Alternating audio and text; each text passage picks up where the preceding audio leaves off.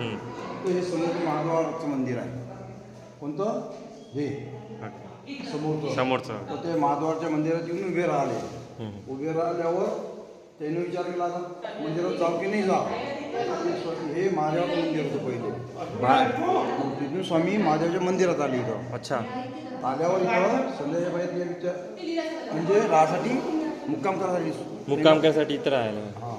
तर पुजारीनं म्हटलं तुम्ही आता इथं मुक्काम करू नका, आम्ही घराकडे चाललो बा.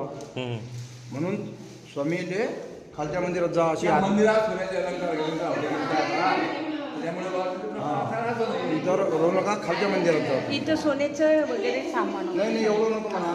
म्हणजे कसं कुलप लावून पहिले घरी जायचं होतं. पहिले मंदिराला कुलप लागत घरी जायच्या वेळेस, कोण की हे जंगल होतं सगळं.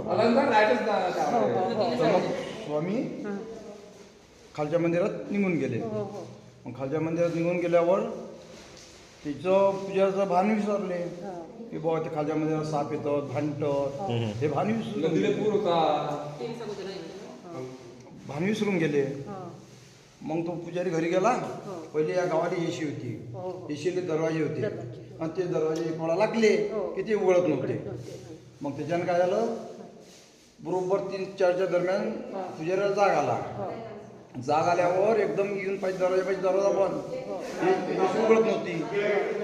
नंतर मग तिथं तो रडत बसला की आपण बुवा एका साधूले असं सांगितलं ना, आपण खालच्या मंदिरात पडलो, आता ती साप येतील, दंश करतील, अशा आतुरतेने तो लढत बसला. सकाळी उठल्याबरोबर 5 वाजले. 5 वाजता ते येशीचं दार उघडलं. तसेच तो स्वामीच्या इकडे गेला.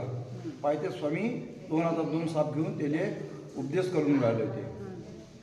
आणि त्याचं भांडण जे होतं, झगडा होता, तो मिटून टाकला होता. एक धरला, एक इकडे भेटला, एक धरला, एक इकडे भेटला.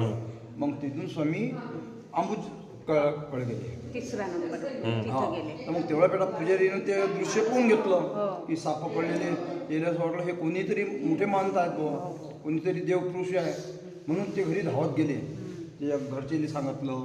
तिथून दही भाताचा उपार घेऊन बापून आरोहण करू, इथं देवाले स्वीकार करायला लावू. म्हणून तेवढ्या बेटा येईपर्यंत स्वामी अंबुजायाकडे गेले निघून. तर मग इथं पुजारी येऊन पाहत तिथं मंदिरात कोणीच नाही.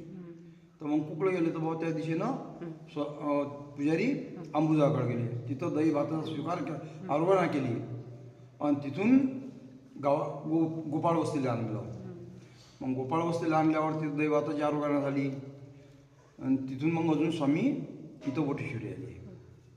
वटेश्वरीवरून